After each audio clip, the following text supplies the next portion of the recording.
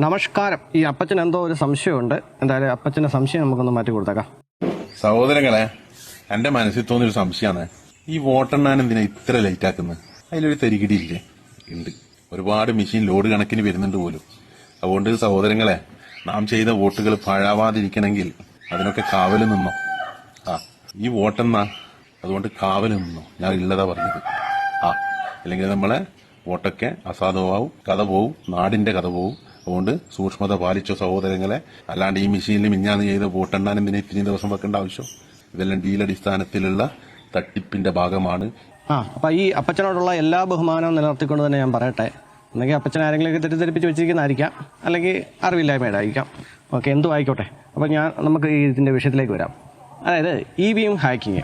ഇപ്പം ഇനിയിപ്പോൾ കൂടുതലായിട്ട് വരും EVM ഹാക്കിങ് എന്ന് പറഞ്ഞു കഴിഞ്ഞാൽ. കാരണം ഇനിയിപ്പം BJP കൂടുതൽ സീറ്റ് പിടിക്കുന്ന സാഹചര്യത്തിൽ ഉറപ്പായിട്ടും വരും. ഇത്ര നാളും കേരളത്തിലെ EVM സൂപ്പറായിരുന്നു, മറ്റു സംസ്ഥാനങ്ങളിലെ EVM ആയിരുന്നു പ്രശ്നം. ഇനി എന്തുകൊണ്ടാണ് ഇലക്ഷൻ നീട്ടിവെക്കുന്നതെന്ന് ചോദിച്ചു കഴിഞ്ഞാൽ, അല്ല റിസൾട്ട് നീട്ടിവെക്കുന്നതെന്ന് ചോദിച്ചു കഴിഞ്ഞാൽ, ഇലക്ഷൻ കമ്മീഷൻ തന്നെ പറഞ്ഞിരിക്കുന്ന ഒരു കാര്യമാണ്, മറ്റ് പല സംസ്ഥാനങ്ങളിലെ റിസൾട്ട് വരാനുണ്ട്, അതുകൊണ്ടാണെന്ന് പറയുന്നത്. ഓക്കെ, അത് ചിലപ്പോൾ ഉടായിപ്പാണെന്ന് തന്നെ നമുക്ക് കൂട്ടാം. പക്ഷേ ഇതെങ്ങനെ ഹാക്ക് ചെയ്യും? ഇതെങ്ങനെ ഹാക്ക് ചെയ്യുമെന്ന് പറ. ഈ നമ്മുടെ ഇന്ത്യയിൽ ഇത്രയും ഹാക്കർമാരുണ്ടായിട്ട് ഒരാൾക്ക് പോലും അത് ഹാക്ക് ചെയ്ത് കാണിക്കാൻ പറ്റിയിട്ടുണ്ടോ? ഇത്രയും നാളായിട്ട് പറ്റിയിട്ടില്ല. ആർക്കും ഇതുവരെ അത് ഹാക്ക് ചെയ്ത് കാണിക്കാൻ പറ്റിയിട്ടില്ല. നമ്മുടെ കാൽക്കുലേറ്റർ ഉണ്ടല്ലോ, എത്ര വലിയ ഹാക്കറാന്ന് പറഞ്ഞാലും ഒരു കാൽക്കുലേറ്റർ തന്നിട്ട് ഇതിനൊന്ന് ഹാക്ക് ചെയ്യാമോ എന്ന് ചോദിച്ചു കഴിഞ്ഞാൽ ഒരുത്തിന് ഹാക്ക് ചെയ്യാൻ പറ്റുകയില്ല. തുറന്ന് പൊളിച്ചിട്ട് അതിൻ്റെ അകത്ത് ചിപ്പ് മാറ്റുന്ന കാര്യമല്ല പറഞ്ഞത്. ഒരു നെറ്റ്വർക്കുമായിട്ട് യാതൊരു ബന്ധമില്ലാത്തൊരു സാധനമാണ്. ഇപ്പോൾ EVM മെഷീൻ്റെ കാര്യം പറയുകയാണെന്നുണ്ടെങ്കിൽ അതിന് മൊബൈൽ നെറ്റ്വർക്കുമായിട്ട് ബന്ധമില്ല, സാറ്റലൈറ്റായിട്ട് ബന്ധമില്ല, വൈഫൈ ഇല്ല, ബ്ലൂടൂത്ത് ഇല്ല, എന്തിനും ഒരു ഡാറ്റ കേബിൾ പോലും കുത്താണ്ട് ഓപ്ഷൻ ഇല്ല. പിന്നെ ഇതെങ്ങനെ എടുത്തിട്ട് വെച്ച് ഹാക്ക് ചെയ്യുന്ന പറയാം. അപ്പോൾ ഈ ഹാക്ക് ചെയ്യുമെന്ന് ഇങ്ങനെ നമ്മൾ ചുമ്മാ പറഞ്ഞിട്ട് കാര്യമില്ലല്ലോ, എങ്ങനെ ഹാക്ക് ചെയ്യുമെന്നും കൂടെ പറയണ്ടേ. ഇപ്പോൾ രാഹുൽ ഗാന്ധിനെ പോലുള്ള കോൺഗ്രസിൻ്റെ മുതിർന്ന നേതാവ് പോലും പറയാറുണ്ട് EVM ഹാക്കിങ്ങിന്. എന്നാൽ അതൊന്ന് പ്രൂവ് ചെയ്യാൻ അദ്ദേഹത്തിനെ കൊണ്ടും സാധിച്ചിട്ടില്ല. പല സ്ഥലത്തും പോയിട്ട് ഓരോന്നും വിളിച്ചു പറഞ്ഞിട്ട് പലപ്പോഴായിട്ട് ക്ഷമ പറയേണ്ട വരെ അവസ്ഥ ഉണ്ടായിട്ടുണ്ട്. ഇനി ഈ EVM മെഷീൻ ഉണ്ടാക്കുന്നതോടം തൊട്ട് ഇലക്ഷൻ റിസൾട്ട് വരുന്നോടം വരെയുള്ള നടപടിക്രമങ്ങൾ എന്തൊക്കെയാണെന്ന് നമുക്കൊന്ന് നോക്കാം. ആദ്യം ഇത് മാനുഫാക്ചർ ചെയ്യുന്നു ബെല്ല്, ഭാരത് ഇലക്ട്രോണിക്സ് ലിമിറ്റഡ്, അവരാണ് ഇത് മാനുഫാക്ചർ ചെയ്യുന്നത്. അപ്പോൾ അതിന് ശേഷം അത് മാനുഫാക്ചർ ചെയ്യുമ്പോഴത്തേക്ക് തന്നെ അതിനകത്ത് ഒരു സോഫ്റ്റ്വെയർ ഇടണമല്ലോ, OS വേണമല്ലോ. ഈ സാധനം എന്ന് പറഞ്ഞു കഴിഞ്ഞാൽ OTP എന്ന് പറയും, വൺ ടൈം പ്രോഗ്രാമബിളാണ്. അതായത് ഒരു പ്രാവശ്യം ഇത് പ്രോഗ്രാം ചെയ്യാൻ പറ്റുള്ളൂ, പിന്നീട് വീണ്ടും ഇത് ഡിലീറ്റ് ചെയ്തിട്ട് ഒന്നുകൂടെ പ്രോഗ്രാം ചെയ്യാൻ പറ്റുമല്ലാത്ത സൈസിലുള്ള ചിപ്പാണ് അതിൻ്റെ അകത്ത് വെച്ചിരിക്കുന്നത്. ഞാൻ ഏറ്റവും സിമ്പിളായിട്ടാണ് പറയുന്നത്, കൂടുതൽ ടെക്നിക്കൽ പരമായിട്ടുള്ള വേർഡുകളും കാര്യങ്ങളൊന്നും ഉപയോഗിക്കുന്നില്ല, എല്ലാവർക്കും മനസ്സിലാവണമല്ലോ, അതുകൊണ്ടാണ് അങ്ങനെ പറയുന്നത്. എന്നിട്ട് ഇതിനകത്ത് പ്രോഗ്രാം ചെയ്യും. പ്രോഗ്രാം ചെയ്തതിന് ശേഷം ഇലക്ഷൻ പ്രഖ്യാപിച്ച് കഴിയുമ്പോഴത്തേക്കും ഈ സാധനം ഓരോ സ്റ്റേറ്റിലേക്കും അയക്കും. അവിടെ തന്നെ ഒന്ന് മനസ്സിലാക്കിക്കോണം, ഇത് ഈ മെഷീനകത്ത് പ്രത്യേകിച്ച് ഒന്നുമില്ല, ഈ ഒരു പ്രോഗ്രാം മാത്രമേ ഉള്ളൂ. അപ്പോൾ ഇത് ഏത് സ്റ്റേറ്റിലോട്ട് പോയി എങ്ങനെയാണെന്ന് പോലും അറിയത്തില്ല. അപ്പോൾ അവിടെ ഹാക്ക് ചെയ്തിട്ടും പ്രത്യേകിച്ച് കഥയില്ലേ. ഇങ്ങനെ സ്റ്റേറ്റുകളിൽ വന്ന മെഷീൻ അതിനുശേഷം ഓരോ ജില്ലകളിലേക്ക് അയക്കും. അപ്പോഴും ഈ മെഷീൻ ഏത് ജില്ലകളിലേക്ക് ഏത് മെഷീൻ പോകുമെന്ന് അറിയത്തില്ല. അങ്ങനെ ജില്ലകളിൽ എത്തിയതിന് ശേഷം വീണ്ടും ഓരോ മണ്ഡലങ്ങളിലേക്ക് അയക്കും. അവിടെയും ഏത് മണ്ഡലത്തിലേക്ക് ഏത് മെഷീൻ പോകുമെന്ന് അറിയത്തില്ല. മണ്ഡലങ്ങളിൽ വന്നതിന് ശേഷം വീണ്ടും ഇത് റാൻഡാകും. ഇത് പിന്നെ ഏത് ബൂത്തിലേക്ക് പോകുമെന്നും അറിയത്തില്ല. ഇത് ആദ്യം തൊട്ടേ ഹാക്ക് ചെയ്യണമെന്നുണ്ടെങ്കിൽ നിങ്ങളൊന്ന് ചിന്തിച്ച് നോക്കിയേ. ഇത് മെഷീൻ ഉണ്ടാക്കുമ്പോൾ ഈ മെഷീൻ ഇന്ന സ്ഥലത്തേക്ക് പോകുമെന്ന് ആദ്യമേ അറിയണ്ടേ? ഒന്നാമത്തെ ചോദ്യം ഇതാണ്. അതായത് മെഷീൻ ഉണ്ടാക്കി ഇന്ന സ്റ്റേറ്റിലേക്കാണ് ഈ മെഷീൻ പോകുന്നത്, ഈ മെഷീൻ ഈ സ്റ്റേറ്റിലെ ഇന്ന ജില്ലയിലേക്ക് പോകും, ആ ജില്ലയിലെ ഈ ഇന്ന മണ്ഡലത്തിലേക്ക് പോകും, ആ ഇന്ന മണ്ഡലത്തിലെ ഇന്ന ബൂത്തിലേക്ക് പോകുമെന്ന് ആദ്യം തന്നെ മനസ്സിലാക്കണം. ഇത് മനസ്സിലാക്കാൻ സാധിക്കത്തില്ല. അവിടെ തന്നെ നമുക്ക് ഹാക്കിങ് സാധ്യമല്ല. ആദ്യം തന്നെ പറഞ്ഞല്ലോ, ഇതിൻ്റെ നെറ്റ്വർക്കുമായിട്ട് യാതൊരു ബന്ധവുമില്ല. ഇങ്ങനെ സ്റ്റേറ്റ് കഴിഞ്ഞ് പിന്നെ ജില്ലാടിസ്ഥാനത്തിലേക്ക് വന്ന മെഷീൻ പിന്നെയാണ് നമ്മൾ ഈ സ്ഥാനാർത്ഥികളെ നിർണ്ണയിക്കുന്നത്. ഇപ്പോൾ സ്ഥാനാർത്ഥി നിർണ്ണയം കഴിയുമ്പോഴത്തേക്കും അവിടെയും മനസ്സിലാക്കേണ്ട ഒരു കാര്യമുണ്ട്. ഈ മെഷീനിൽ നമ്മൾ ഇന്ന സ്ഥാനാർത്ഥി ഇങ്ങനെ പേരും വിവരങ്ങളും ഒന്നും അതിൻ്റെ അകത്ത് ഡേറ്റ ആയിട്ട് ഒന്നും ശേഖരിക്കുന്നില്ല. നമ്മൾ ഈ സ്റ്റിക്കർ ഒട്ടിക്കുമല്ലോ, ആദ്യം ഇപ്പോൾ കൈപ്പത്തിയാണ്, പിന്നെ താമര, പിന്നെ അരിവാൾ ചുറ്റിക, ഇങ്ങനെ 3 എണ്ണം അതൊന്ന് കൂട്ടിക്കോ.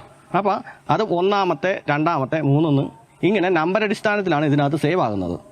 അതായത് നമ്മൾ അവിടെ സ്ഥാനാർത്ഥികളുടെ പേര് വിവരങ്ങളും കാര്യങ്ങളും ഒന്നും ഈ മെഷീനകത്ത് ഫീഡ് ചെയ്യുന്നില്ലെന്നർത്ഥം. മനസ്സിലായോ? 1ാമത്തെ അക്കത്തെ ഞെക്കുമ്പോഴത്തേക്കും 1ാം നമ്പറുകാരന് ഇത്ര വോട്ട്, 2ാം നമ്പറുകാരന് ഇത്ര വോട്ട്. പിന്നെ നമ്മളല്ലേ ഈ സ്റ്റിക്കർ ഒട്ടിക്കുന്നത്. ഇത് എണ്ണുമ്പോഴത്തേക്കും 1ാം പാർട്ടി ആരാണെന്ന് അവിടെ നമുക്ക് ഓൾറെഡി അറിയാമല്ലോ. അല്ലാതെ അതിനകത്തോട്ട് കൊണ്ടുപോയിട്ട് BJPയുടെ സ്ഥാനാർത്ഥി, കോൺഗ്രസിൻ്റെ സ്ഥാനാർത്ഥി, LDFൻ്റെ സ്ഥാനാർത്ഥി എന്ന് പറഞ്ഞാൽ പേരും കാര്യങ്ങളും ഒന്നും ഇതിനകത്ത് കൊണ്ട് കുത്തി കയറ്റുന്നില്ല. ശേഷം ഇങ്ങനെ സ്ഥാനാർത്ഥികളുടെ വിവരങ്ങളെല്ലാം പതിപ്പിച്ചതിന് ശേഷം ഇത് സീൽ ചെയ്യും. അപ്പോൾ ഈ പതിപ്പിക്കുമ്പോൾ മുതൽ നമ്മളുടെ ഈ രാഷ്ട്രീയ പാർട്ടികളുടെ പ്രതിനിധികളും അതുപോലെ ഒരുപാട് ഉദ്യോഗസ്ഥരും മറ്റുമൊക്കെ ഉണ്ട്. ഇനി ഇവിടെയും ഹാക്കിങ്ങും കാര്യങ്ങളും എന്തെങ്കിലും ചെയ്യണമെങ്കിൽ ഈ കണ്ട ആൾക്കാരെ എല്ലാം സ്വാധീനിക്കണ്ടേ? ഒന്ന് ആലോചിച്ച് നോക്കി. നമ്മളൊരു രഹസ്യം ഒരാളോടോ പറയാവുള്ളൂ നമ്മൾ സാധാരണഗതിയിൽ പറയുന്നത്, മൂന്നാമത് ഒരുത്തനോട് പറഞ്ഞു കഴിഞ്ഞാൽ പ്രശ്നമാകുമെന്നറിയാലോ. എന്ന് പറഞ്ഞ പോലെ ഈ കണ്ട ആൾക്കാരെ മൊത്തം സ്വാധീനിക്കേണ്ടി വരും. ഇവരാരും ഒരക്ഷരം പോലും മിണ്ടാനും പാടില്ല. ഒരാളുടെ വായിൽ നിന്ന് പോയാൽ തീർന്നേ. അപ്പോൾ അതൊക്കെ സാധ്യമാവുമോ? ഇങ്ങനെ ഓരോ ജില്ലകളിൽ വെച്ച് മണ്ഡലാടിസ്ഥാനത്തിൽ സ്ഥാനാർത്ഥികളുടെ വിവരങ്ങളും മറ്റും ചേർക്കുക, അതായത് സ്റ്റിക്കറും മറ്റും ഒട്ടിച്ചതിന് ശേഷം പിന്നീട് ചെയ്യുന്ന പരിപാടി എന്നാന്ന് വെച്ചാൽ ഓരോ മണ്ഡലങ്ങളിൽ ഒരുപാട് ബൂത്തുകളുണ്ടല്ലോ, അവിടെ ഈ മെഷീൻ ഏത് ബൂത്തിലോട്ട് പോകുമെന്ന് അറിയത്തില്ല. അതായത് ഒരു മണ്ഡലങ്ങളിൽ എത്രയോ ബൂത്തുകളുണ്ട്. അപ്പോൾ ഇത് ഏത് ബൂത്തിലോട്ട് പോവുകയാണെന്നും കൂടെ നമ്മൾ അറിയണം. എന്നാലേ ഉള്ളൂ പിന്നെ അടുത്ത പരിപാടി ഉടായിപ്പോൾ നടക്കത്തുള്ളൂ. അതും അറിയാൻ പറ്റുകയില്ല. അതായത് ഒരു പ്രദേശത്ത് ഇന്ന ബൂത്തിൽ ഇന്ന രാഷ്ട്രീയ പാർട്ടിക്കാണ് കൂടുതലും വോട്ടുകൾ ലഭിക്കാൻ സാധ്യത എന്നൊക്കെ അറിയാമല്ലോ. അപ്പോൾ ആ സാധ്യതയും കൂടെ കണക്കിലെടുത്തിട്ടേ ഉള്ളൂ നമുക്ക് ഇതിനകത്ത് കൊണ്ടുപോയിട്ട് ഹാക്കിംഗ് പരിപാടി നടത്തത്തുള്ളൂ. അപ്പോൾ ഇത് ഏത് ബൂത്തിലോട്ടാണ് പോകുന്നതെന്നും പറയാൻ പറ്റില്ല. ഇതെല്ലാം സീല് വെച്ച് കൃത്യമായിട്ടാണ് ഈ സാധനം പോകുന്നത്. ഇങ്ങനെ ഓരോ ബൂത്തുകളിലെത്തിയ മെഷീൻ ഏജന്റുമാരുടെ സാന്നിധ്യത്തിൽ, അതായത് രാഷ്ട്രീയ പാർട്ടികളുടെ ഏജന്റുമാരുണ്ടല്ലോ, അവരുടെ സാന്നിധ്യത്തിലാണ് ഇത് പൊട്ടിക്കുകയോ ഒക്കെ ചെയ്യുന്നത്. സീല് പൊട്ടിക്കുകയോ കാര്യങ്ങളെല്ലാം ചെയ്യുന്നതും പിന്നെ കേബിളുകൾ കണക്ട് ചെയ്യുന്നതും എല്ലാം. അതിനുശേഷം ഇതൊരു ട്രയലായിട്ട് ഒരു വോട്ടിംഗ് നടത്തും. അതായത് എല്ലാ സ്ഥാനാർത്ഥിക്കും കുത്തി നോക്കും. കുത്തി നോക്കുമ്പോഴത്തേക്കും ഇപ്പോഴത്തെ VVPAT-നകത്ത് വരുന്നത് കറക്റ്റ് ആണോ എന്ന് നോക്കും. താമരയ്ക്ക് കുത്തുമ്പോൾ താമര തന്നെയാണോ വരുന്നത്, കൈപ്പത്തിക്ക് കുത്തുമ്പോൾ കൈപ്പത്തി തന്നെയാണോ വരുന്നത് എന്നെല്ലാം നോക്കി ഇവർ ഓക്കെ പറഞ്ഞതിന് ശേഷമാണ് പിന്നീട് യഥാർത്ഥ ഇലക്ഷൻ നടക്കുന്നത്.